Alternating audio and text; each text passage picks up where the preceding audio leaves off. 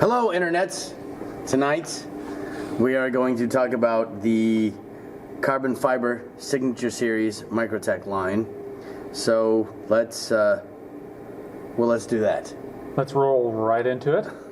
Oh, let's roll right into it.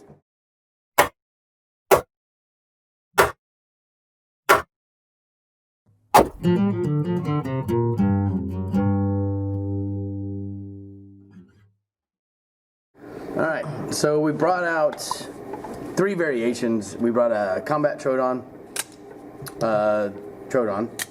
and UTX-85. I think we also have an Ultratech upstairs, which we didn't bring for some reason. But right off the bat, the first thing obviously to notice is bronze hardware, bronze coatings. So even if you look at the clips, all bronze, switches, hardware, blades, all bronze. And carbon fiber caps, so aluminum chassis carbon fiber cap. Okay. Do they actually machine down the aluminum chassis to fit the carbon fiber cap? No, as far as I can tell, you can just swap out a regular aluminum cap with the carbon fiber cap. Okay. And it would still probably function the same, I would assume. I mean, why would you, I don't know that, you know, if we were machining something like that, I mean, why would you bother changing it up when you could just make it nice and replaceable? Okay. But they've been, I mean, Microtech makes a splash pretty easily with anything that they want to do. But the signature series that we've been getting out of, we've been getting a lot of Hellhound stuff and a lot of signature series stuff lately, which it's a little bit of a premium you're going to pay. I think the one that Dakota has, that one retails for $597. Mm-hmm. This one is $353, which is the Troodon. And Chad's is $489 for UTX-85, which is pretty steep. Because I think that's, you know, aside from the UTX-70, obviously, the UTX-85. Oh no, wait, I'm sorry, I've got it wrong. Mine is $489. Yours is $353, which is much more in line. But $489 seems kind of steep for a Troodon. I like how they actually mark what steel it is on these, because some of the premium ones they've done, they don't mark what they are. Hellhound Signature Series blades don't come with a steel tag on them. And they've been doing a lot of 204P lately, which it was nice to find out that this one is M390. I didn't bother to take a look. Same, and I'm assuming same then. 204P. Really, 204P? Yeah. Okay, well there you go. So the 204P makes a pretty significant appearance in Microtech's current stuff. And the Hellhound blade is unmarked, which makes me wonder if it's, I mean, because it obviously could be M390, it could be 204P, and there also, we have some CTS XHP stuff from them in stock right now, which makes me wonder if the Hellhound blade might be that, which is what Rick Hinder used in his knives before he went to S35. Then I also noticed it's, of course, got Marfiones, or Marfione, or Mariphones. Signature on the back, and then you got that itty bitty copyright logo now. Oh yeah, they do have the little R, or the little TM, or whatever it is. Mm-hmm. Trademark. No more Chinese knockoffs. Yeah, no, they're impervious to that now. But overall, it's just the standard design, but you get carbon fiber, and then you get it bronzed out, so you get a bit of jewelry. Yeah, and I do like the bronze aspect of it. I mean, it's a small touch and it's subtle, but I think it looks really good. Is that true for all of the signature series ones they've come out with recently? No, the Hellhound blades don't come bronzed by default. Okay. But the Hellhound blades come signature by default. Okay. So they come signature, but it might be Cerakote, not Cerakote, but like DLC or painted coating of some sort. Yeah, or even their standard array of blades, which is this is a 1. If this were black, this would be a number 1 blade. So what you get is like, I can't remember the model number. So Combat Troodon is 142. Sounds right. 142 means 142 model number means the Combat Troodon with a double-edged blade. And so if you get a single edge, I think it's a 141. If you get a Tonto, I think it's a 143. Okay. And then there's always a hyphen, and then there's a secondary number. That secondary number tells you the blade you're getting. So if you do 142-1, that's that's going to be a black blade with no serrations. Get a 142 dash, or if you get a dash 2, it's going to be partially serrated. So it's going to have small serrations. If it's double edge, small serrations, and then straight edge.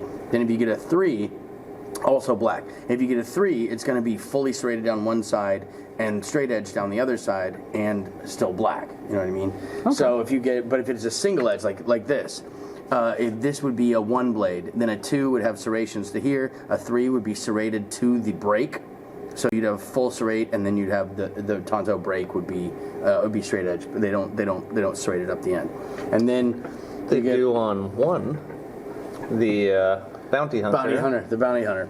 But then it also goes into, so that's 1, 2, 3, but they have at least 12 blade variations, because then they also do the same 3 chronological numbers, and then they do a satin variation, then they do a stonewasp variation, then they do now they have apocalyptic variation. You know what I mean? So the secondary number after the hyphen is going to tell you the blades that you get. So, besides the jewelry you get with the Signature series and the Signature, is there anything else that's really unique about them? I mean, aside from the carbon fiber cap. Functionally, they're exactly the same. Toughness-wise, they're exactly the same. I mean, and that's mine. Okay. Mine's sterile though, because we've Cerakoted it.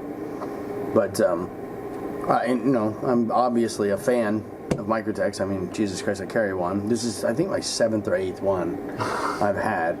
Because I've never owned a UTX 85, but I've had 2 of these.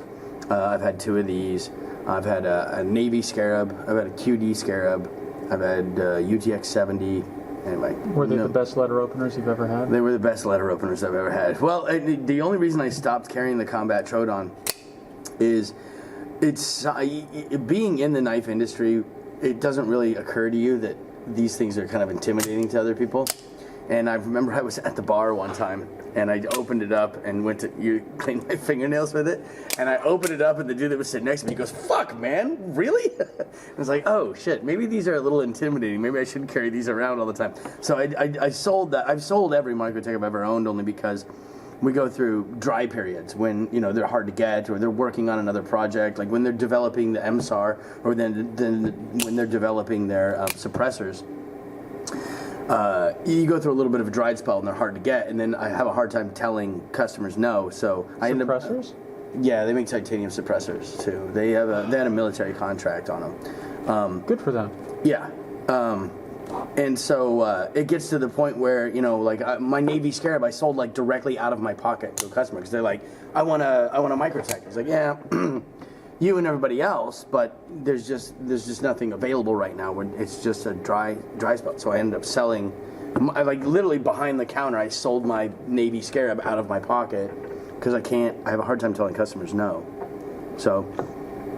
That's why when this double-edged Scarab came through, which is not a common configuration in modern Scarab builds, they've done it in the past where actually the chassis is a little different. It comes to the point is not offset, so they have a double edge with the point comes to the middle. So that when this came through, I scooped it up immediately. I was like, all right, a QD with a double edge, yeah, I'll totally take that. Are these a huge premium over the standard model? You're paying about 20% more for that. So if you wanted this configuration without the carbon fiber and with a black blade, which is pretty much the most sought after standard for the Combat Troodon, it's the double edge with the black blade and the black chassis, you'd pay $503 or something like that, you know what I mean? Right about $500. So you're paying about $100 premium, which is a 20% premium for the carbon fiber and the bronze treatment. So I don't know. I'm not good enough with memorizing prices to know if it's 20% that these increase by, or if they increase by 100. I for some reason I keep wanting to say that this goes for $289. And this one is $353, but the standard variation goes for $289. So that'd be in line with around right about it. Yeah. So it looks like it's a percentage increase and not a premium increase. You know what I mean? Okay. Well, Overall, it's pretty cool. Major weight difference being a little bit aluminum versus I did carbon pick fiber? this guy or- up, and I noticed how light it was, but I don't know if that's in my head. I don't think it's. I mean, we're probably looking at a fraction of an ounce, I would guess. I mean, I Okay. can't even imagine this would make an ounce difference. This carbon fiber. But But it's you know, so cool. that's if you're going for it's not weight that you're aiming for when you buy one of these. You're aiming for just how fucking cool they are. Well, I mean, that can't go in your tux, but this Bullshit. can go in your tux. I wore a suit last Saturday, and this was in my fucking suit pocket. I know it was. What about the being the signature series? Is it like a limited run, or are they going to keep It's it kind going? of a so here's what so here's kind of what I get Marky from only it. like breathe on them, and then instantly they're the same. That's all he has to do. I mean, he put his fucking signature on there, and it's worth a lot more money. I mean, the guy's he's got a. It's got the golden touch. Oh well, I mean, yeah. I mean, he's got what every knife maker wants. Like, hey, I make a standard, but by the way, if I fuck with it, it's this much more. I mean, that's perfect. I mean, why but I mean, no. There's.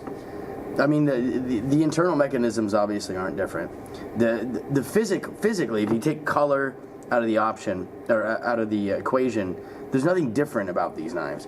The carbon fiber instead of aluminum is basically the only difference, but the machining is the same on them. The texturing is the same. Everything is basically the same. You open them up and look at the underside. The machining is all the same.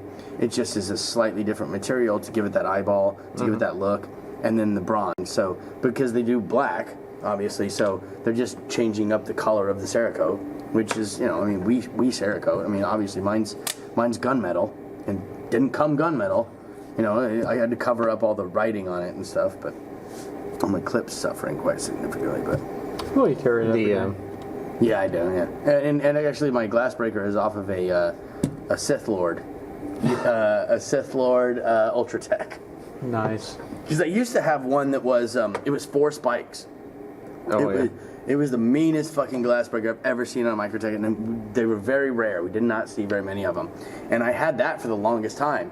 But every time I would lean or bend over, it would fucking stick me it would stab through my pants and stick me in the hip. And I was like, God damn. So I had to, and then when I tried to pull it out, it'd be stuck. You know what I mean? I couldn't get it out because it was stuck in my jeans, so I had to get rid of it.